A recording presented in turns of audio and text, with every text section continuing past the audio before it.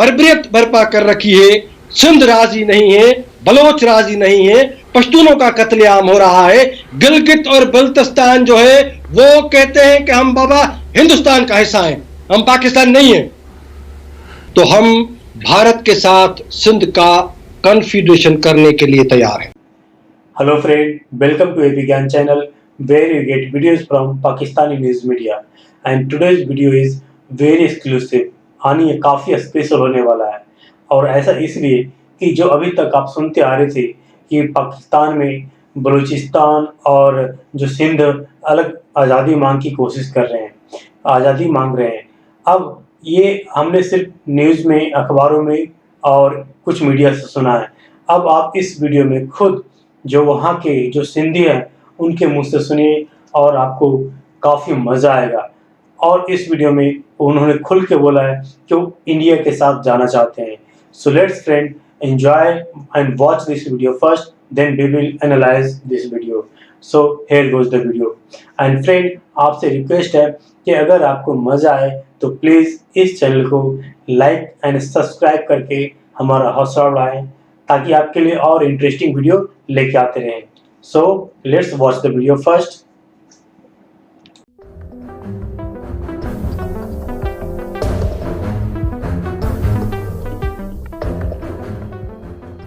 लेकिन बाद में पाकिस्तान बन जाने के बाद उनको एहसास हुआ कि जिस तरह की रियासत वो देखना चाहते थे वो नहीं बनी। फिर उन्होंने उस रियासत की मुखालफत शुरू की और अपने सिंधु देश का नारा लगाया। जबरी तशद्दुद हुए, परसिक्यूशन हुई, force convergence of Sindhi Hindu girls का जो मामला हुआ और अभी तक चल रहा है, डेली बेसिस पे चल रहा है।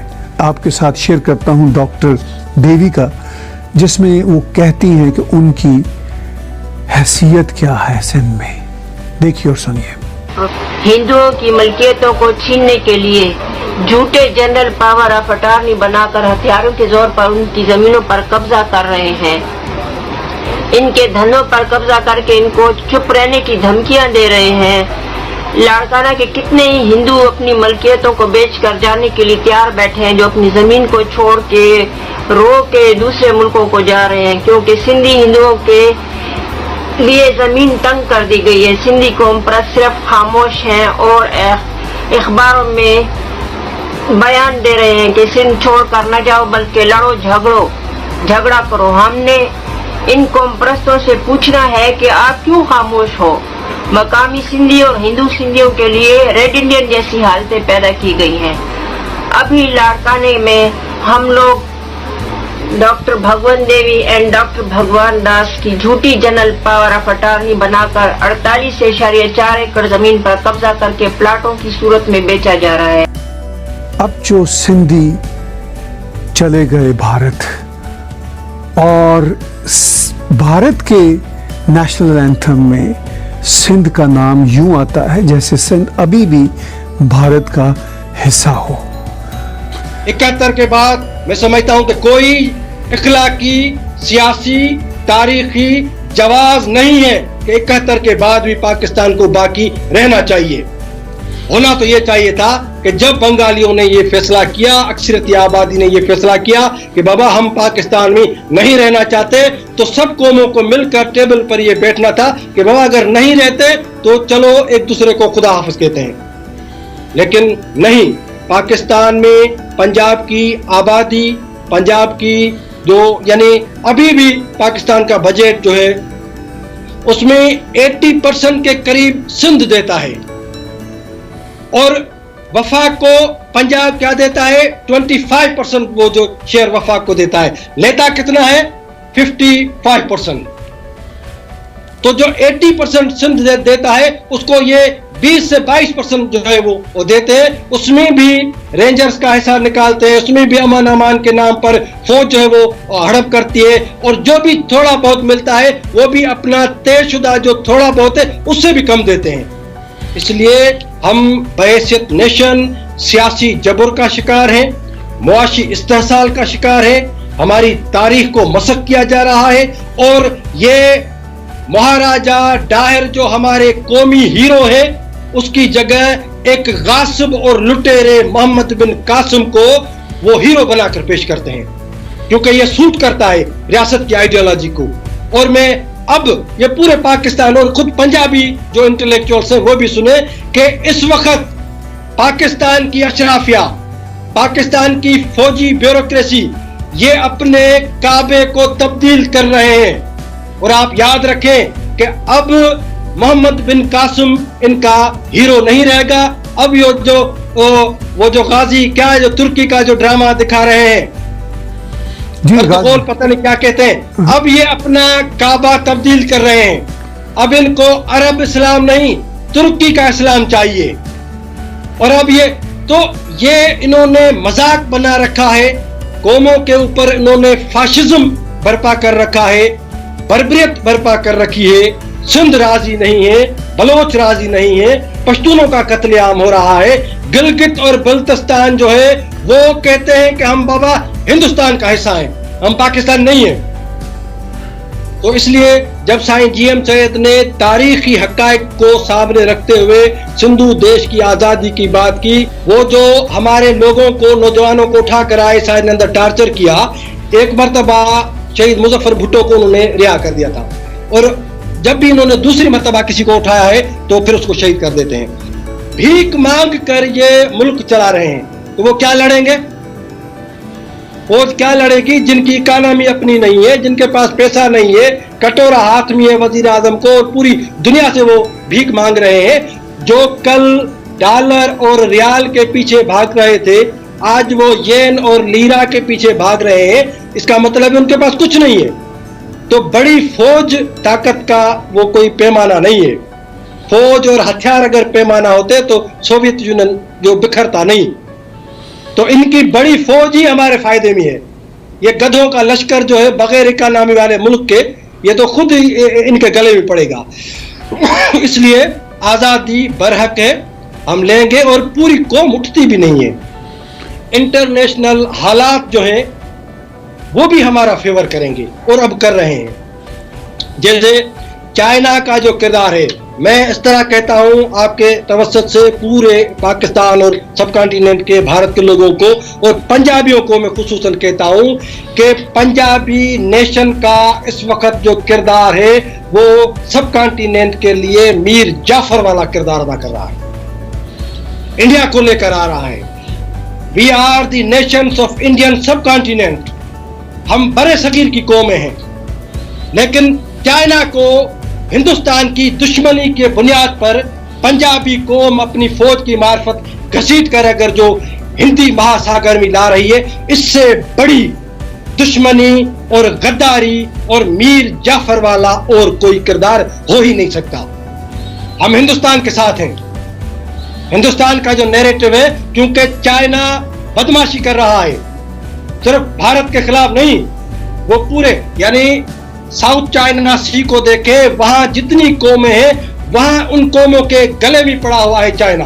चाइना की एग्रेशन, चाइना की जारहियत, चाइना ने ऑक्टोपस की तरह पूरे ग्लोब को, पूरे वर्ल्ड को अपने चंबों में जो है वो थामा हुआ है।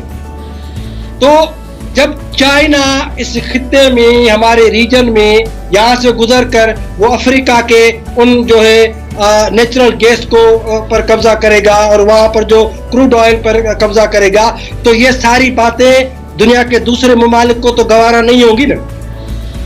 तो मैं तो इस तरह कहता हूं, मैं बिल्कुल पॉजिटिव हूं कि चीन के मद्दे मुकाबिल कुव्वतें जो हैं वो सिंधु देश की आजादी के लिए मैं उनको अपना फितरी इत्तेहादी समझता हूं। भारत को मैं फितरी इत्तेहादी समझता हूं, अमेरिका को मैं फितरी इत्तेहादी समझता हूं अपना। तो इसलिए हम कोई अकेले और तन्हा नहीं है कि चाइना ने, पंजाब ने चीन को अपने साथ मिलाया है, तो अमेरिका और भारत हमारे साथ है। आपने कहा कि हाँ, आप भारत भी आपके साथ है और आप एक्चुअली ज़्यादा भारत के साथ हैं, चीन के खिलाफ विरोध करते हैं। ये सारी बातें अपनी जगह पे दुरुस्त हैं, मगर भारत के नेशनल एंथम में सिंध का नाम आता है, सिंध उनका हिस्सा है जो इस बात को जाहिर करता है। तो क्या आपकी सिंधु देश किसी इंडिपेंडेंट कंट्री के लिए है, या आप फाइनली चाहेंगे कि भारत के साथ जम हो जाएं? देखिए, मैं समझता हूं कि इस बारे में मैंने भारत सिंधु देश की आज़ादी के लिए जिस तरह बंगाल में उन्होंने किरदार अदा किया था, और इस तरह अगर वो सिंधु देश की आज़ादी के लिए किरदार अदा करता है तो हम भारत के साथ सिंध का कॉन्फेडरेशन करने के लिए तैयार हैं।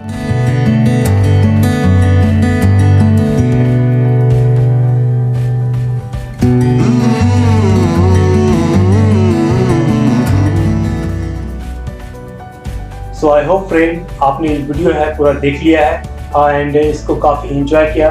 साथ ही साथ इस वीडियो से आपको जो हकीकत क्या है बलूचिस्तान का और जो सिंध है उसका आपको कुछ आइडिया मिल गया होगा, क्योंकि आपने डायरेक्ट आपने जो वहाँ के लोग हैं आपने मुंह से सुना।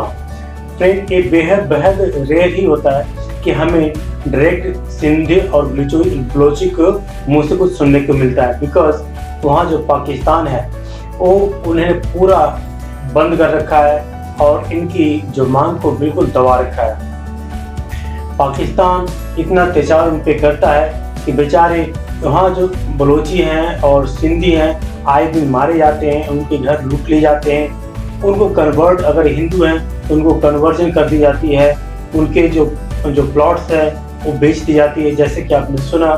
साथ ही साथ अब इस डर से कुछ लोग वहाँ से बाहर भी भाग आए हैं, कुछ लोग जैसे कि कुछ इंडिया में आ गए, कुछ कनाडा, कुछ अमेरिका, कुछ इंग्लैंड, ऐसे जगह पे भी चले गए। लेकिन जो वहाँ पर हैं वो अभी भी जो आज़ादी का झंडा लिए खड़े हैं और मांग कर रहे हैं। और इसी के ऊपर हमारे प्राइम मिनिस्टर साहब ने लाल किले से बोला भी था, श्री मोदी जी ने, कि जो बलूचिस्तान के लोग उनसे आज़ादी के मांग में हेल्प मांग रहे हैं। और आपने इस वीडियो में देखा कि खुद ये जो बंदे जो पैनलिस्ट थे उन्होंने बोला कि बलूचिस्तान और जो सिंध के लोग हैं वो कह रहे हैं कि हम इंडिया के साथ जाना चाहते हैं, पाकिस्तान के साथ नहीं रहना चाहते हैं। जो और ये मांग उनकी आज ऐसा नहीं कि बिल्कुल नया है, ये ठीक बिल्कुल बहुत पुराना है और ये बहुत टाइम से मांग रहे हैं। लेकिन इनको दिक्कत ये है कि इनको कोई अभी सपोर्ट नहीं मिल पाया उतना जितना मिलना चाहिए इंडियन गवर्नमेंट से, क्योंकि आपको पता है कि इन्होंने बोला भी कि जिस तरह से अगर 1971 में बांग्लादेश के लिए इंडिया ने हेल्प किया, अगर उनको इसी तरह से हेल्प मिल जाता तो ये भी पाकिस्तान से अलग हो जाते और शायद इंडिया में कब का शामिल हो जाते, या शामिल हुए ना हुए, बट ये आज़ादी की मांग जरूर कर रहे हैं। और ऐसा नहीं कि इंडिया कह रहा है कि हमारे पास आ जाओ, लेकिन इंडिया हमेशा इनको सपोर्ट करने के लिए रेडी है। और हमारा जो इनका जो इच्छा है, हमारा इंडिया का जो इच्छा है, उन्होंने प्रधानमंत्री ने ऑलरेडी जाहिर कर दिया है। और जाहिर है कि शायद इनको अब कुछ सपोर्ट भी मिल रहा हो, लेकिन आपको पता है कि इंटरनेशनल पॉलिटिक्स कुछ ऐसी होती है जो कुछ चीज़ें आप बोलते हैं, कुछ चीज़ें नहीं बोलते हैं, और ये आप समझ सकते हैं ये शायद अंडर द टेबल बहुत कुछ हो जाता है। तो खैर इस वीडियो से ये बात तो क्लियर है, जो पाकिस्तान और जो आपने देखा होगा कि पाकिस्तानी पैनलिस्ट या पाकिस्तान के मीडिया में एक बातें करते रहते हैं कि कोई मूवमेंट हो रहा है, कोई आज़ादी की मांग नहीं कर रहा है।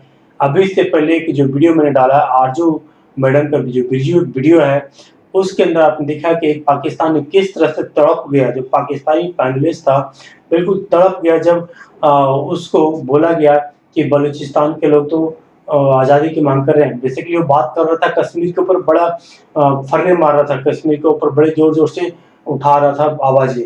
लेकिन जैसे ही उसको काउंटर क्वेश्चन किया आरजू काज़मी ने, इसे बलूचिस्तान का क्या है, तो बलूचिस्तान के नाम सुनते ही वो बंदा आरजू काज़मी के ऊपर चढ़ गया और एक तरह से उसने बिल्कुल आरजू काज़मी को धमकाने वाले अंदाज में डोमिनेट किया और बेचारी मतलब करके रहेगी। और उस बंदे ने जो बताया भी वो बिल्कुल लॉजिक था नहीं, उसमें कुछ बस ये है कि वो दबाना चाहता था। लेकिन सोचिए कि इतना तड़प गया वो बंदा, वो बलूचिस्तान के नाम से सुनते ही। तो सोचिए जब वो एक किस तरह का मेंटेलिटी है वहाँ पे। और अब लेकिन माहौल अब अलग हो रहा है और इनकी जो मांग है काफ़ी तेज होती जा रही है और इनको कुछ न कुछ बाहर से भी सपोर्ट मिलने लगा है। तो आई होप वो टाइम दूर नहीं जब पाकिस्तान से अलग हो जाएंगे, क्योंकि जिस तरह से पाकिस्तान की इकोनॉमी फॉल डाउन हो रही है, उसके बाद पाकिस्तान खुद अपने आप को नहीं संभाल पाएगा तो बलूचिस्तान या सिंध को क्या संभाल पाएगा। So I hope friend you enjoyed the video और आपको इस वीडियो से काफ़ी इंफॉर्मेशन भी मिला होगा। तो फ्रेंड एटलीस्ट हमारा हौसला बढ़ाने के लिए इस चैनल को सब्सक्राइब जरूर करें। So let's meet in the next video. Till then thank you, bye bye, Jai Hind, जय भारत।